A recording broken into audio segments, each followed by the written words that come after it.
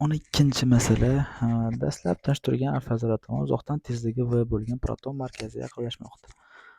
Ular orasidagi eng qisqa masofa nimaga teng? Demak, o'ylaylik. Birinchi bo'lib hal qiladigan narsamiz alfa zarra va proton haqida gaplashib olishimiz kerak.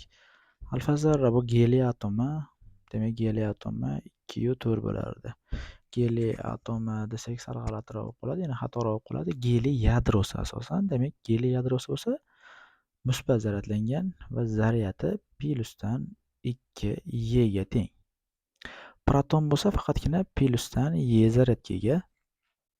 Massa jihatdan gaplashsak, geliy yadrosida ikkita proton, ikkita neutron bor. Shuning uchun buni 2 emas, 4m massa deymiz. Protonda esa faqatgina m massa deb olamiz. Proton alfa zarraga v tezlik bilan yaqinlashyapti ekan. Endi boshqa rakursdan qarasak, yaqinlashish tamoyilidan qarasak, ikkalasi ham musbat zaryadga ega ekanligidan ular faqatgina qanaqadir r minimal masofagacha yaqinlasha olishadi xolos. To'la bir-biriga to'qnashib ketisha olmaydi. Bunga sabab ular orasidagi kulon kuchi. Kulon kuchi bir xil zaryad ishorlarida bir-birini itaradi. Shuning evaziga ular bir-biriga yaqinlashib tegmaydi. Minimal masofaga yaqinlashadi. Minimal masofaga yaqinlashganda bitta shart bajariladi, ularning tezliklari teng bo'ladi bir-biriga. Demak, birinchi holatda impulsdan ularning natijaviy u tezligini topib olamiz. Birinchi holatda natijaviy impuls nimaga teng desak, alfa zarra tinch turibdi, impulsi yo'q, proton yaqinlashyapti, impulsi mv ga teng. Ikkinchi holatdagi natijaviy impulsimiz buni massasi alfa zarraniki 4m, uniki bo'lsa m massa. Demak, 4m u tezlik plyusdan nariga bo'lsa m u tezligi.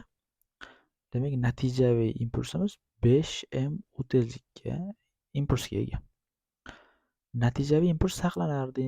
Demak, saqlanishdan foydalansak, m va impuls teng bo'lishi kerak 5 ta m u impulsga. Massalar qisqarib ketsa, demak, ularning minimal masofaga yaqinlashgandagi tezliklari v taqsim 5 bo'lib qoladi. Endi energiyani saqlanish qonunidan foydalansak, birinchi holatdagi to'la energiyamiz nimaga teng? To'la energiya faqat protonda energiya mavjud edi. Shuning uchun mv kvadrat taqsim 2 energiyamiz bor. Ikkinchi holatda to'la energiyamiz alfa zarra kinetik energiyasi 4m, tezligi u kvadrat taqsim 2 plyus. Ikkinchi protonimiz bo'lsa, zaryadimiz proton m u kvadrat taqsim 2 kinetik energiyaga ega va ular o'rtasida o'zaro ta'sir potensial energiyasi paydo bo'ladi. Elektr jihatdan bu K zaryadlari 2e ko'paytirilgan e. Pastda bo'lsa r minimal. Demak, bu ikkinchi holatdagi to'la energiyamiz. To'la energiya saqlanadi. To'la energiyalar bir-biriga teng bo'ladi. Demak, teng m u kvadratlarni yig'indisi 5 ta m u kvadrat taqsim 2 plyusdan 2 ta k y kvadrat taqsim r minimal. Ana shu tenglamadan r minimal topib qo'ysak bo'ldi. Demak, mv kvadrat taqsim 2 ayrilgan 5m taqsim 2, ya'ni mana 5m chap tomonga sezyapmiz ayirma qilib. Uni qiymati v taqsim 5 edi, uni kvadrati bo'lsa, demak v kvadrat taqsim 25 bo'ladi. Teng 2 ta k y kvadrat taqsim r minimal. Demak, 5 bilan 25 qisqarib 5 qolsa, mv kvadrat taqsim 2 ayrilgan mv kvadrat taqsim 10 teng 2 ta k y kvadrat taqsim r minimal. Ikkisining ayirmasi bunga 5 berilsa, 5 dan mv ning ayirmasi 4 ta mv kvadrat taqsim 10 teng bo'lyapti 2 KY kvadrat taqsim R minimalga.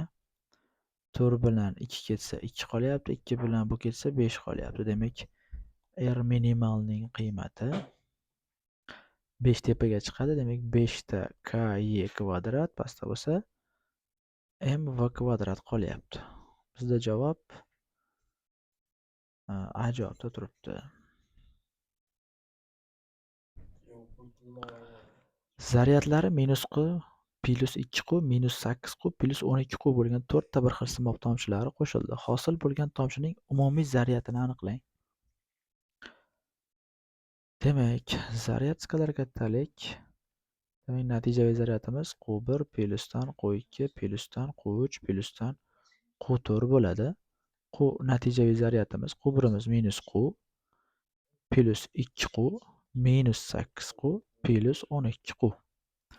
-q bilan +2qning yig'indisi plyusdan q, bu ikkalasining yig'indisi plyusdan 4q bo'lsa, demak natijaviysimiz plyusdan 5q bo'lishi kerak. Bizda javob D javobda turibdi.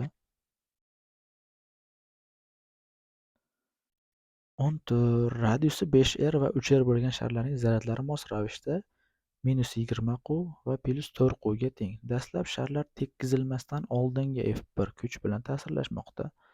Ular bir-biriga tekizroq qaytib olingandan keyin F2 kuch bilan ta'sirlashadi. F1 taqsim F2 nisbatan qiling. Shar orasi masofa ularning orasidan juda katta deb oling. Demak, birinchi holatda ularning orasidagi masofani D deb olsak, birinchisini zaryadi -dan 20q, ikkinchisiniki +dan 4q ekan. Demak, birinchi holatdagi F1 kulon kuchimiz K, 20 kara 4imiz 80 q kvadrat taqsim D kvadrat. Ikkinchi holatda endi radiuslar inobatga olinadi. 5R ikkinchisining radiusi bo'lsa 3R ekan. Endi tekkizilgandan keyin va qaytib joyiga qo'yilganda yana orasidagi masofa D. Tekkizilgandan keyingi zaryadlar taqsimoti biz uchun qiziq. Birinchi qilgan narsamiz Q natijaviy zaryadni topaylik. Q natijaviy zaryadimiz -20q +dan 4q. Natijaviy zaryad bu yerda -dan 16q bo'ladi. Demak, 16q natijaviy zaryad har biriga bo'linadi. Kattasiga ko'proq, kichkinasiga kamroq. Xulosa quyidagicha bo'ladi. Ikkalasiga potensiallar tenglashguncha zaryad oqib o'tadi.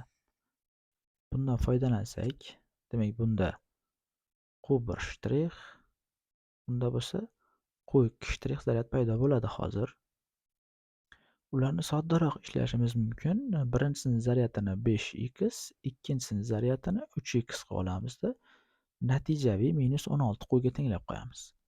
Bu degani 8x teng -16q, demak x teng -dan 2q. Demak, birinchisining zaryadi 5x bo'lyapti, -dan 10q. Ikkinchi zaryadi 3x bo'lib turib, demak bu -dan 6q bo'lyapti. Shu biz uchun qulayroq. Demak, ikkinchi holatdagi kulon kuchimizning qiymati K ikkosini ko'paytmasi 60q kvadrat taqsim D kvadrati. Demak, F1 taqsim F2 ni topmoqchi bo'lsak, bu 80 taqsim 60 bo'lib qoladi. Bu 4 taqsim 3 degani. Demak, bizda javob A javobda turibdi. 15-masala. Q va Q zaryadlari bir-biridan 10 masofaga joylashgan. Zaryad orasi masofa 5 sm-ga qisqartirish uchun 4 taqsim 5 millijol ish bajarildi. Zaryad orasidagi masofani yana 3 sm-ga qisqartirish uchun qanday ish bajarish kerak? Demak, birinchi holatda orasidagi masofa, ikkita zaryadning orasidagi masofa 10 sm masofada turibdi. Q va kichkina q. Birinchi holatdagi energiyamiz K, Q, kichkina q va 10 sm. Ikkinchi holatda 5 sm ga qisqartirishdi. Demak, orasidagi masofa endi 5 sm qoldi. katta qu, kichkina qu va ikkinchi holatda energiyamiz bo'lsa K, qu, qu orasidagi masofa endi 5 santimetr. Uchinchi holatda yana 3 santimetrga qisqartirsak, orasidagi masofa endi 2 santimetr bo'lib qoladi. Demak, uchinchi holatda energiyamiz K, qu, kichkina qu va 2 santimetr. Bizga aytilgan narsa birinchi holatdan ikkinchi holatga o'tish uchun 4/5 millijoule ish bajarildi deyapti. Demak, omega 2 ayrilgan omega 1 da qiymati hozir 4/5 millijoulga teng. Endi zaryadlar orasidagi masofani yana 3 santimetrga qisqartirish uchun qanday ish bajarish kerak deyilgan. Demak, bu holatda yana qancha ish bajarish kerak deyilyapti. Demak, V3 dan V2 ni ayirmasi bizda noma'lum. Shuni topishimiz kerak. Demak, 10 o'rniga qo'yapmiz. K qu kichkina qu taqsim 10 adashib ketgan, ikkinchisi 5. 5 ayrilgan K katta qu kichkina qu 10 teng 4/5. Uchimiz K qu kichkina qu taqsim 2 ayrilgan K katta qu kichkina qu 5 teng x. Demak, endi K katta qu kichkina qular bir xil chiqarib olsak qavsdan K qu kichkina qu 1/5 ayrilgan 1/10 teng 4/5. K katta qu kichkina qu 1/2 ayrilgan 1/5 teng x. Nisbatlab olsak, K qular bir xil qisqarib ketadi. 5 pastga tushadi, 5x bo'lib qolar ekan. Demak, 2 o'sgan mahraj 2. 2 dan 1 ayirsak 1, demak qiymat 1/10 teng bo'lyapti 4/5 ga. Ikkinchisida bo'lsa 1/5 bunga 5, bunga 2 tegsa, demak 5 dan 2 ni ayirmasi 3. 3/10 teng x ga.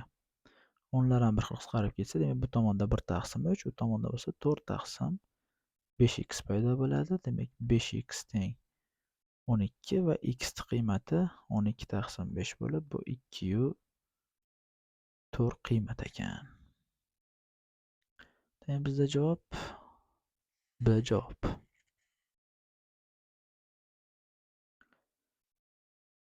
16-chi masala. O'lchamlari bir xil 110 volt va -40 volt potensialga ega sharchalar bir-biriga tekkizildi. Bunda birinchi sharchaning potensiali qanday bo'lib qoladi? O'lchamlari bir xil bo'lganligi uchun demak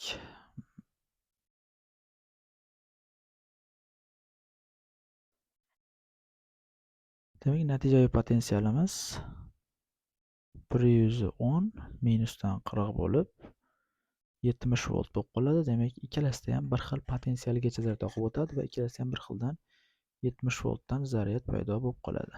Potensial. Yani bizda javob A javob.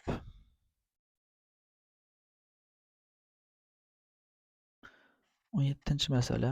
Agar jism 8 mikrokulombda zaryadlangan bo'lsa, yo'qotilgan elektronlar soni topilsin. Demak, zaryadning qiymati n ta e ga teng. Demak, n ni topish uchun biz qu zaryadni bo'lamiz e ga. Qu zaryadimiz 8 mikrokulon deyapti. Demak, 10 ustida minus 6 bor. E ni qiymati bo'lsa 1/6, 10 ustida minus 19 kulon. 8 dan 6 ga bo'lsak 5. Demak, 19 dan 6 ni ayirmasi 10 ustida 13 ta elektron. Bizda bunaqa javob B javobda turibdi. 18-chi masala. Zaryadi quga teng bo'lgan sharning radiusi 4 marta ortsa, uning energiyasi qanday o'zgaradi? Demak, zaryadi quga teng bo'lgan sharning radiusi 4 marta ortsa,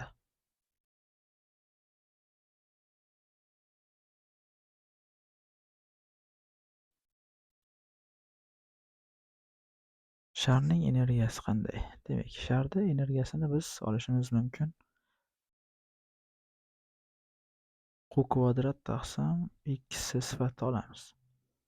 Endi yakkalangan o'tkazgich sharning elektr sig'imi formulasi 4p epsilon epsilon 0 va radiusida. Demak, bu holatda sig'imni o'rniga qo'ysak, Q kvadrat taqsim 2 ko'paytirilgan 4p epsilon epsilon 0 va radius. Bizga proporsionaldan foydalansak, demak, energiyasi radiusga teskari proporsional ekan. Demak, radius 4 marta ortsa, uni energiyasi 4 marta kamayishi kerak. Bizda 18 ni B javob to'g'ri.